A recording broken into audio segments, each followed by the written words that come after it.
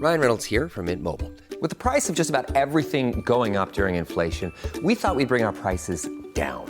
So to help us, we brought in a reverse auctioneer, which is apparently a thing. Mint Mobile Unlimited Premium Wireless. How to get 30, 30, bit to get 30, bit to get 20, 20, 20, bit to get 20, 20, bit to get 15, 15, 15, 15, just $15 a month? Sold! Give it a try at mintmobile.com/switch. $45 upfront payment equivalent to $15 per month. New customers on first 3-month plan only. Taxes and fees extra. Speed slower above 40 gigabytes. See detail. By the time you're finished listening to this Pepsi Zero Sugar, you'll be 15 seconds closer to kickoff. Stock up now. Bengals game day is so close, you can almost taste it. Bengals watching. Better with Pepsi. I'm Carol from Sunbury, Ohio. I'm a Republican, but I don't care who does the job as long as the job gets done. That's why I like Sherrod Brown. He stood up to both parties on China and worked with Republicans to fight fentanyl because Sherrod fights for Ohio. That's leadership.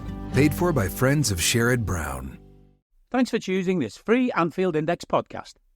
If you'd prefer to listen to this or any of our other shows without adverts, then now's the time to check out Anfield Index Pro. With AI Pro, you can supercharge your entire listening experience. You'll not only get all of our podcasts without the ads, but you'll have them far faster with our Quick Publish feature available exclusively for subscribers. AI Pro also puts you in the heart of our sound studio, with an option to listen to many of our shows live and interact with the podcasters in real time as the shows are recording. Upgrading couldn't be easier. AI Pro is available on all popular podcast platforms. Just head on over to AnfieldIndexPro.com and get started today. Hello everybody and welcome to the latest Anfield Index Under Pressure podcast. My name's Dan Kennett and with me to discuss another win for the league leading Reds. I got the full team with me. I've got Sai, I got Hamzah, and I got Dr Barts. Evening, chaps. Evening, boys. Evening. Hello. Hamzah, where were you this weekend? I wasn't working this weekend. I was working last night. I was at Forest. So this game week. Sorry, I should say this game week. Yeah. The Times fucking hate you, don't they? Forest Palace. And how was Nottingham Forest Crystal Palace? It was a hard match report to write, to be honest, because not much happened. Usually it's like when you have a late kickoff, you actually write what's called a runner. So you send chunks in as the match is going on. So one bit at half time, one bit around like 60th, 70th minute, and then maybe one later on, and then top and tail. So it's kind of hard to write because usually you just file the piece at full time, but this time you're sort of guessing where it's going to go. So if you don't have an early goal, it becomes a bit difficult. And the weird thing was that Palace weren't good, but they weren't rubbish. So you couldn't sort of go in on a theme and say they were rubbish. This is the problem. It was like, oh, they're all right. They just can't shoot in good areas. And Forest were also okay and probably should have scored a few more. So yeah, it's just a bit of a niggly hard piece to write and not the most entertaining match, but yeah, it was all right. Well, in the future, when they send you up to that shithole, let me know. And there are really good places to eat around. Don't go to the game, just go to get some food inside. You get called a murderer if they think you're a Liverpool fan, but they feed you nice food. Nice. Right, nice little insight there. Thank you, Hamzah. Anyway, we are here to talk about a team who is very much not rubbish. In fact, a team who is very, very good. That's the top of the table, Liverpool FC. Si, let's go straight into it. Let's get into that. Those lineups, please. Those all important post-international break lineups. We got three changes from the previous game, Palace, but I think he is taking into consideration a thing that we seldom saw in the previous management, and it was very obvious. He just didn't play the South Americans, and they got a long way to go, and they come far.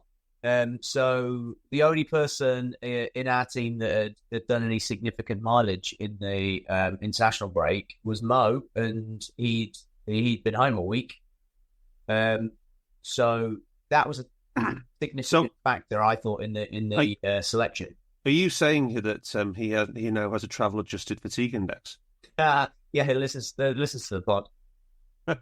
I'd love it. But like you said, it's largely common sense. It was those three. And Endo wasn't going to play anyway. But even if Endo was, say, 5 years younger, by the same extension, he wouldn't have got picked because he went to Japan.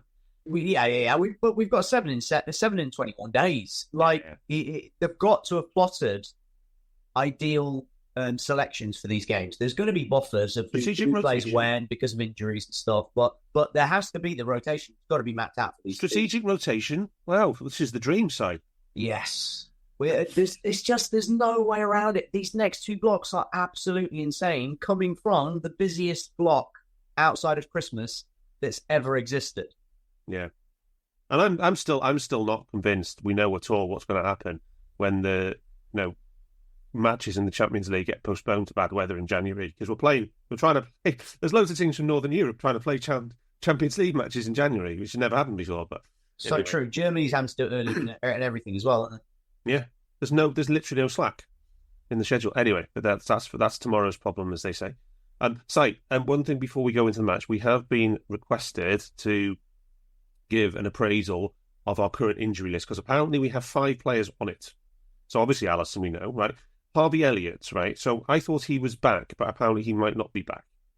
No, Harvey's back, but he's just not fully integrated into team training. He wasn't training today, though, apparently. Yeah, he's not. Well, the thing is, if they just listen to any of the pods that we ever talk about, acute chronic workload relationship, they don't just go into no, here's the perfect example of what we've talked about with tactical periodization, right? There are lots of things going on in a Klopp training session. Yeah. That he can just join into parts of that team training and gradually build up his load that way, his resistance to training is, and then into his capacity. Because we don't have an awful lot of training going on right now, the things that we are doing are full team based, so it'll be much more like 11 on 11. He isn't up to doing that yet. He has to gradually build up that. So he might have done 3 sessions this week. Well, this is the 4th. He can't do it. So that he'll do something alternative to that. That's all it is. So we're just reading into something that doesn't exist. Yeah, okay. So Harvey's working his way back to fitness. Conor Bradley, apparently he picked up something with Northern Ireland. Is that right? Oh, he's sick. Oh, he's sick, is it? Yeah. Okay. Fairly sure it's the same sickness my wife currently is puking upstairs. Okay. Well, that was one good thing that happened about McAllister. He was apparently, according to the manager, he was sick. He wasn't still feeling his groin, which was good. The reason he didn't start was sickness, plus obviously the fact that he travelled.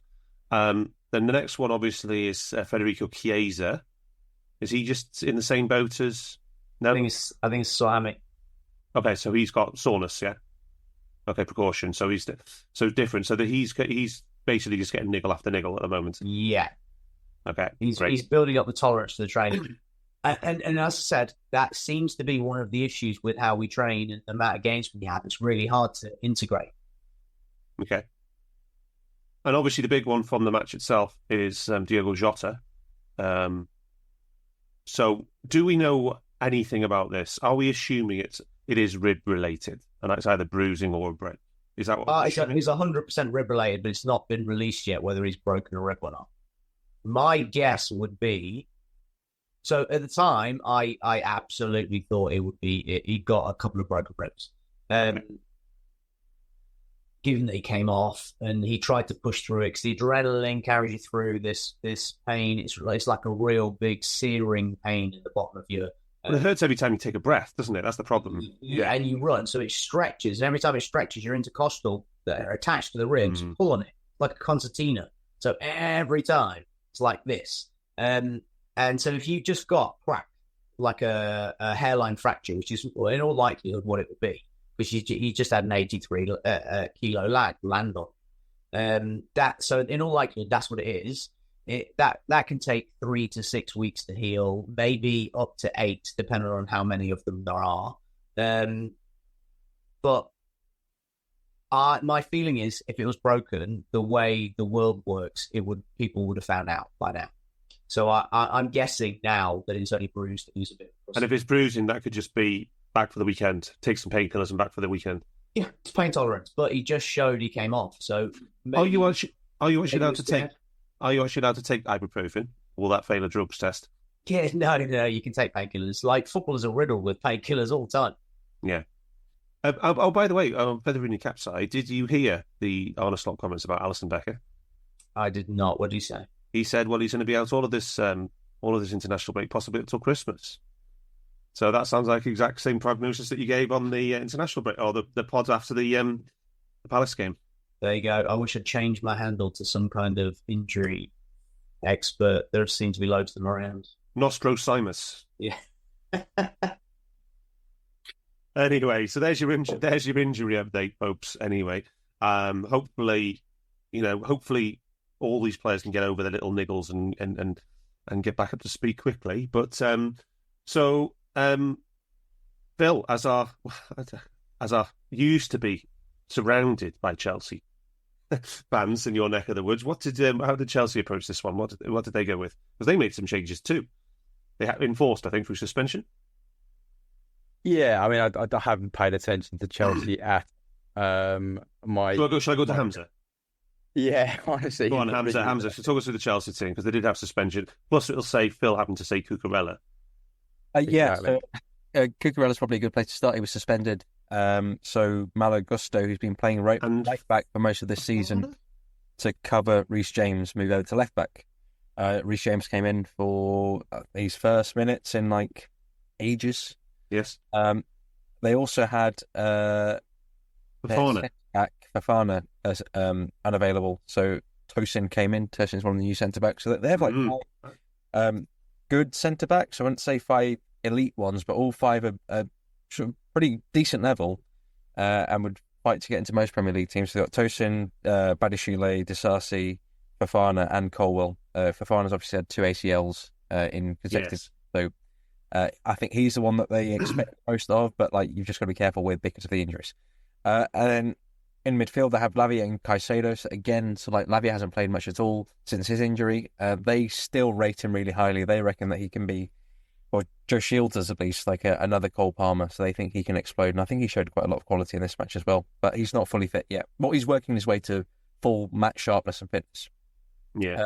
In terms of the attacking 3, there's no change there. Sancho, Cole Palmer, Madueke, that's pretty much what their attacking 3 behind the striker looks like this season now. They seem to have settled into that. They've still got a lot of depth with like Neto and Kunku and players like that behind them, but this seems to be the one going forward. And then up front is Jackson, who I think is actually quite good, and he's still improving. He gets good shot volume, good shot numbers, good movement. He's a little bit funny, he does just silly stuff and gets booked, but he's actually quite a good player. Just needs to to finish his dinner. Yeah. Their big thing was the Enzo thing, wasn't it? Yeah, he was dropping Enzo, and then he threw his toys out of the car. Well, with Enzo as well, like there's a massive difference in the way that they can press with and without Enzo. You look at how mobile they were and how they pressed, and you go, okay, that can cause a lot of problems for teams. If you put Enzo in there, his spatial coverage, he's just nowhere near as effective in closing players down like Caicedo does, or doing work like Lavia does. So that was, you're right to pick out Enzo there, but as in if they started him against us, I think that opening 20-30 minutes would have been in our favour compared to theirs. But he also is one of those guys that we give them, if I'm giving Slot credit, then maybe I have to give them a little bit of credit too, because he'd done 20,000 miles. Is he your long lost half brother, Maresca, Enzo Maresca? I did not enjoy Enzo Maresca. He sacked a bunch of my mates. Oh, but seeing as Reece James started, it would give me the last chance to read out my most recent tweet. I don't do any tweets at all these days, but the one that I did over the summer went absolutely viral was that Reece James made 27% of his senior career starts on loan to Wigan 6 years ago. There you go. There's a stat and a half, that, really. Anyway, so is he injured again yet, by the way, Hamzah, after the match? Not yet, but sorry, that sounded mean.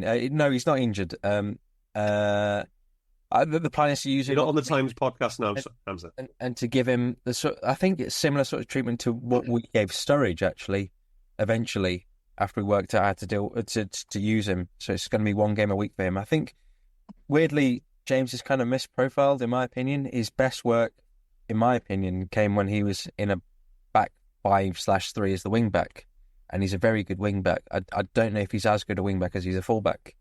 But yeah, so I always think the comparisons with him and Trent are misunderstand what James is really good at, and that was being a wing back in a Thomas Tuchel. But is his body available to do that role? I question. Sai was always top on the list of Sai used to hate footballers with the wrong body type and change their body type into the wrong shape. And I think he gave Reece James some stick on this about 3 or 4 years ago. Sai. Yeah, it's not that. It's just that I'm not willing to say he's fit until he's had at least 3 week cycle of going to Wingstop and Nando's before and he's fully recovered. He clocked like 4,000 league minutes when he was 18, but hasn't been close since. Yeah. West Brom. This is 6 years ago in Wigan 6 years ago. And Hamzah, we can talk about Reece James and we talk about Chelsea's build-up at 0-0, but it took it inside to a kind of a narrow 3, wasn't it? But yeah, before we go in, let's talk about those match summary parts, because there's lots and lots to go in your new look stats pack.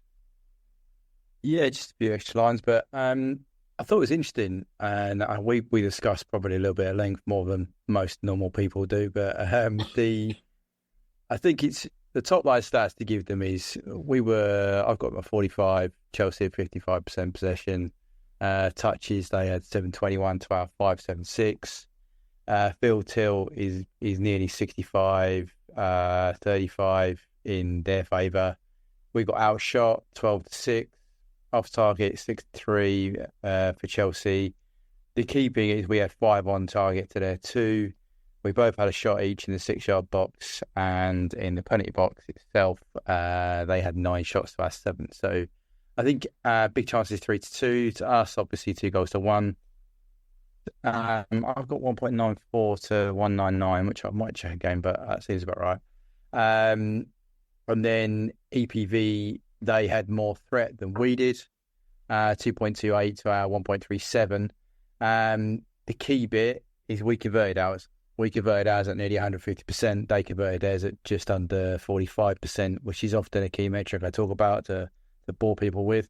Passing at success, they're although it's worthwhile noting that it was the thing that was brought up in the chat a few weeks ago. Somebody said, "Can somebody look into this, please?" And you just replied, "Well, you should listen to the pod and read the stats back every week because it's in there." Yeah, it's in there. So the percentage of EPV you convert into shots at XG.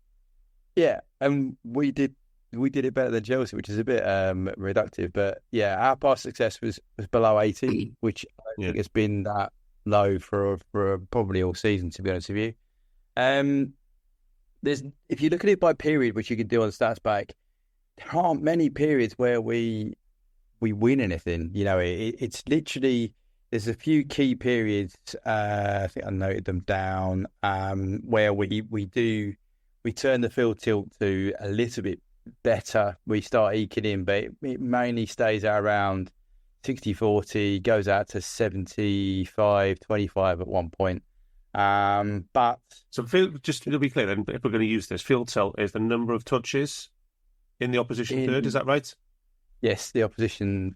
So you're attacking when you're attacking. How much you're in their you're attacking third, if you like. Yeah. So what we've got to think about here is those 8 touches that Jadon Sancho had kind of on the left-hand side of our box, just inside, just outside, which did precisely nothing. That would impact the field tilt.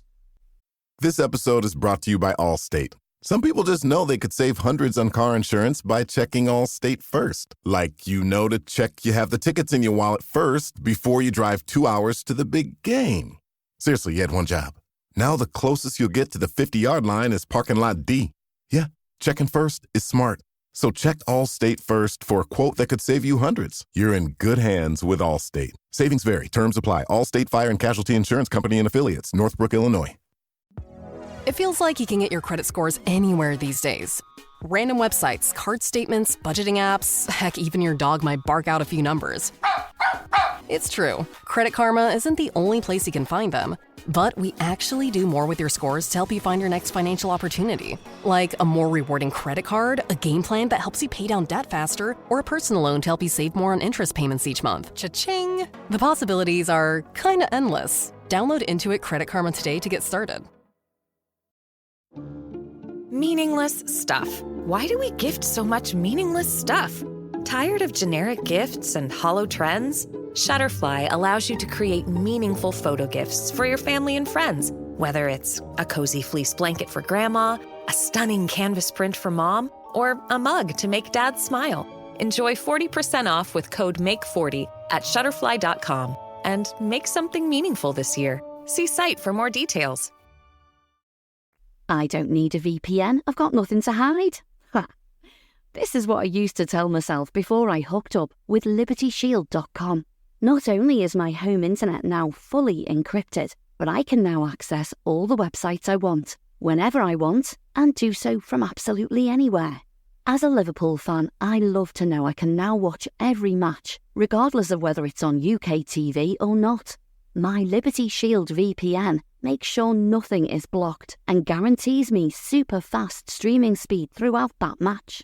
You can get connected right now with their software package, which includes a 48-hour no-obligation free trial and instant access to their apps for Apple, Android, Fire TV, PC, Mac and Android TV. Or go a step further like I have and get one of their pre-configured VPN routers. These small but powerful devices allow you to easily connect every device in your home to VPN, making it the perfect solution for smart TVs, Mac boxes and games consoles. Visit LibertyShield.com today and use coupon code AIVPN25 to get 25% off at checkout. That would impact the field tilt, yeah. Which is then you go, then see if you look at that period, so that time period where they're at 76 to our 2024, that's 31 to 45. Now, if we looked at that to, if you had that much field tilt, you would expect them to generate a large amount of threat from those areas. Yeah. They only created 0.39 EPV, which is high in terms of a period, but that's not a great amount. And they only converted 33% of that to XG. Conversely, bearing in mind we only spent 24% of that period of time in Chelsea, in our attacking third, if you like, we created 0.25 EPV, but converted it 134%. Yeah. So it's yes, you can get into those areas, and this was a bit of a case study of that. Is getting to their possession is one thing, but it's what you do with that possession is really important. And the breaks will tell you. And when we go up and we increase that conversion rate, like so between 16 and 30, which is where we scored our goal, our EPV to XG conversion rate is over 700%. So we are ultra efficient. And Simon mentioned this earlier, and I'm sure we'll come back to it, about we are really efficient in what we do with our threat and our XG creation at the moment. And it is dependent on game state. In terms of game state, well, it can be dependent on game state. I should just caveat it slightly. The draw, we were converting our threat to XG at nearly 350% whilst the game was drawn. Yeah. When we took the lead, we dropped that straight off. The Chelsea level was at 45%. Yeah. So there is a real shift. Now, normally we'd seen that shift previously when we get 2 goals ahead. But in this game, the distinct was between when the game was drawn, we upped it, and you saw this straight after we conceded, and we went straight up the other end, created a massive load of threat and scored. And then we just automatically sat off in the next 5 minutes after 5 minutes after sat off. And that shows you in that conversion rate and the XG creation of that.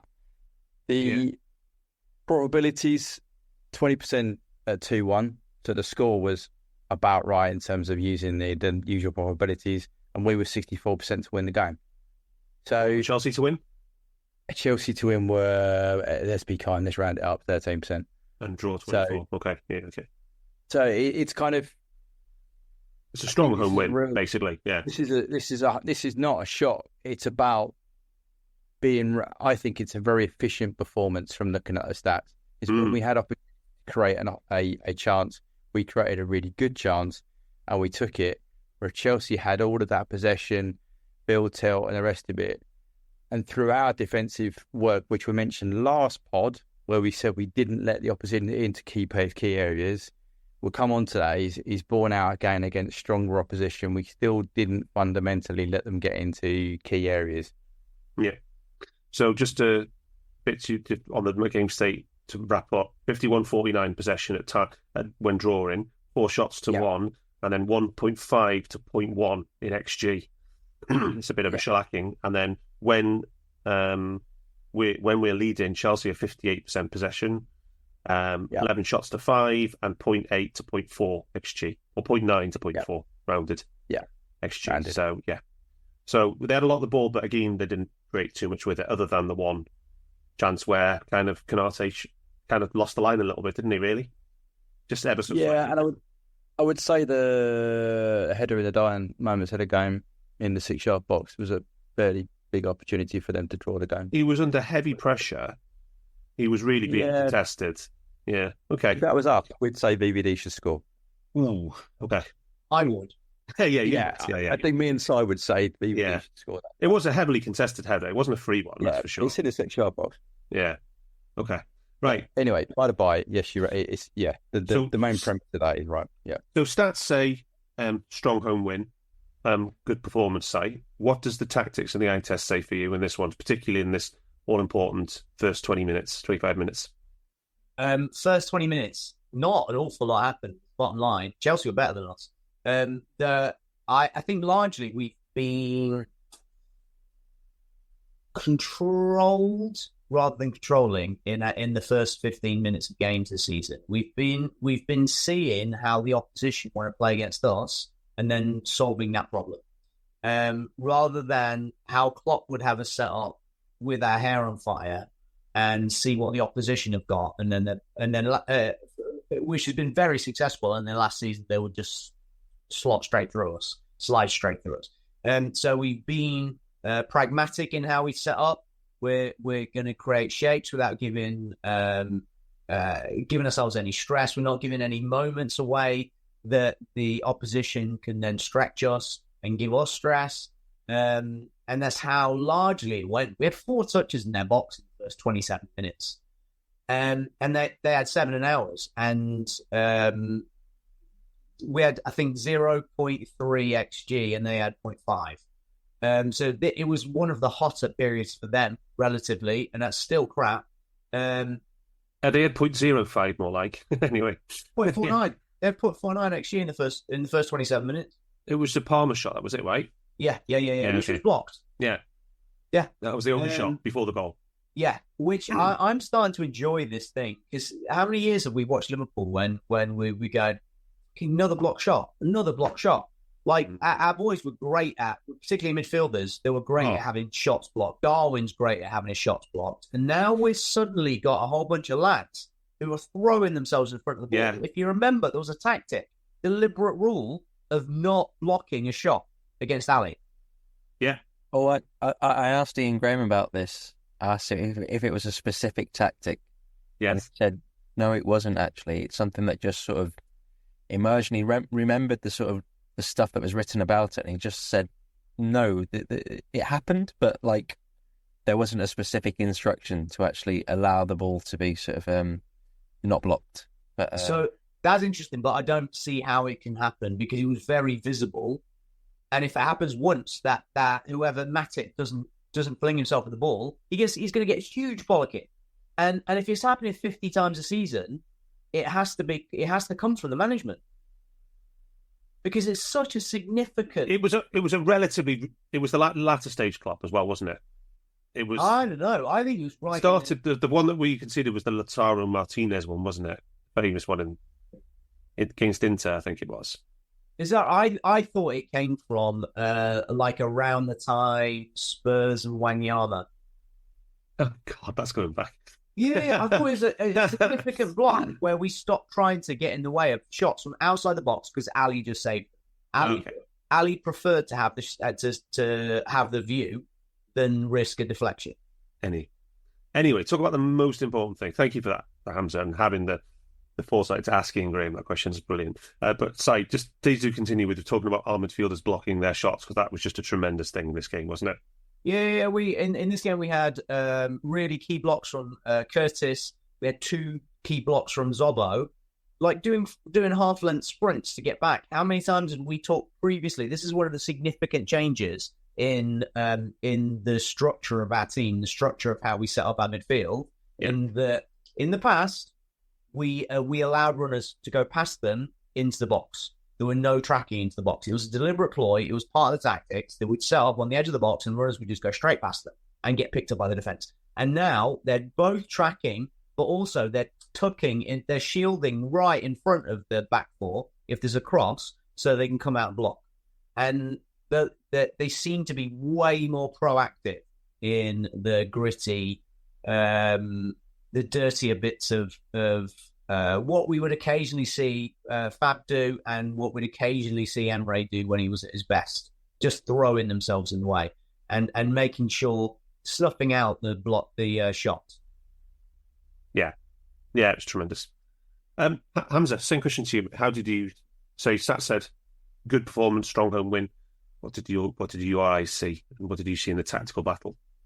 Yeah, I thought they posed a few interesting tactical questions. I watching the match, even though Chelsea had a good share of possession and were able to work it forward, as Bart's mentioned, they weren't able to turn that into actual threat. Now, ideally, you don't want to actually give the territory away in the first place. But if you are giving the territory away, you don't want to let them turn that into shooting opportunities, which we largely did quite well because of what Si's just mentioned in terms of blocks, but also just protecting the penalty area. And I guess as well, it might be worth saying that their possession sequences in the final third weren't as well rehearsed or well executed as the ones in their defensive third, which I think were better. So, for example, one thing they did quite well that many people will have noticed was that Malu Gusto, who was playing at left back, tucked in field to help create a box, but rather than as a conventional sort of inverted fullback would join the base of the box, he joined the upper left corner of it, and that posed a few questions for us in terms of 4-2-4, because Salah was then thinking, okay, this guy's gone beyond me now. He's now on the attacking corner of the box. That's not really my concern. I've still got to be thinking about the other two players, Lavia and Caicedo. At the same time, that left questions and problems for Gravenberch and Jones, who were the Liverpool's two deep midfielders in the 4-2-4. And what happened was Gusto and Palmer would sometimes pull wide, which then would allow, as you saw in the 5th minute, Nico Jackson to come in field. And then they had a quick release pass and Konate tried to follow in that instance. But yeah, they used those rotations quite well. They had the back three set up. And personally, I'm not the biggest fan of the 4-2-4 because I think we worked around in a number of ways, and sometimes just being worked around a little bit means that you've got that two-man midfield which can be exposed quite quickly. But our recovery runs were quite good, which meant that even if they did get past the front line, Jones and Gravenberch were very quick to apply pressure, and that allowed Salah, Jota and later Nunez and Gakpo and then later Diaz to get back in field. And Szoboszlai as well, who also dropped deeper a bit later on to help with that issue where Chelsea were overloaded in the midfield. So yeah, there are a few things that are going on there. I think Chelsea planned it quite well and they executed it very well in their defensive third and middle third, and they held the ball there quite well. But in terms of producing that into actual threats, in terms of tangible shots on goal, they weren't able to do that. But that just means that there's a concern or an issue that can or should be addressed by the team going further forward to make sure that sort of stuff doesn't happen again. Si, you got your hand up? Yeah, I think this is the way they faced up with us when we had the ball is interesting in that it's the 7th time in 11 games this season we've faced a man-to-man defence. They don't always go man-to-man, but they did against us in this.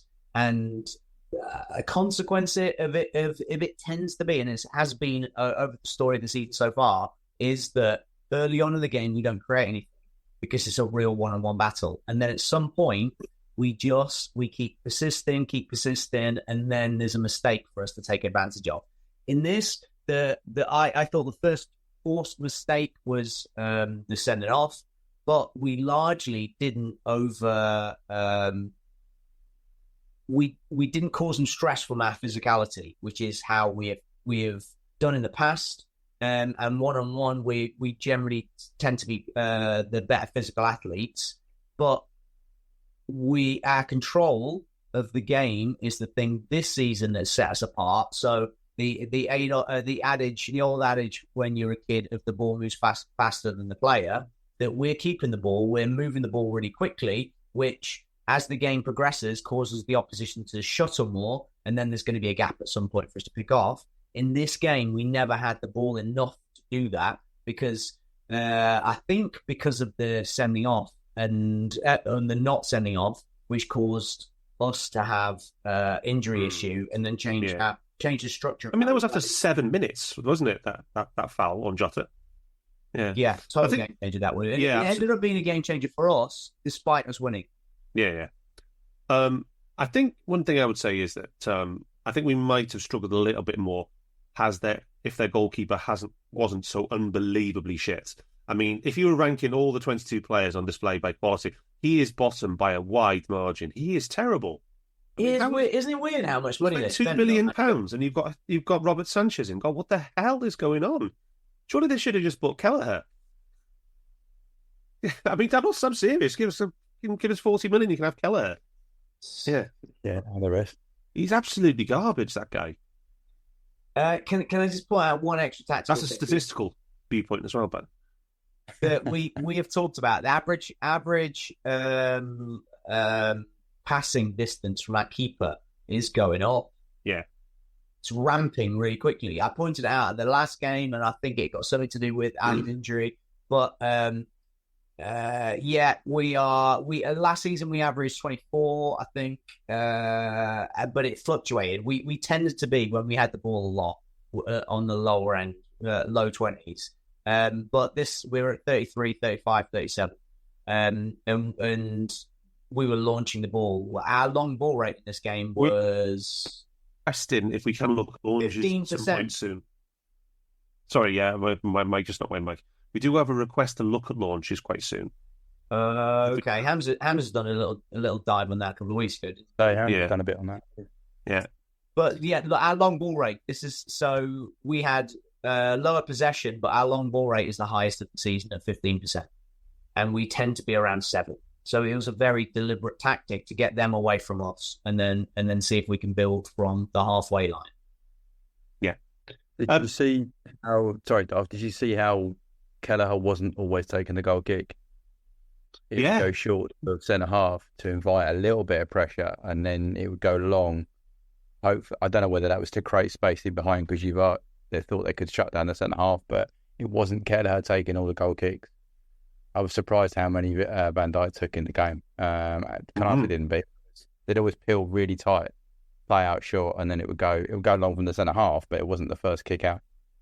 I think statistically, there are the two most telling statistics rather than outcome ones, which would be XG and XT in this game, which is really low, would be the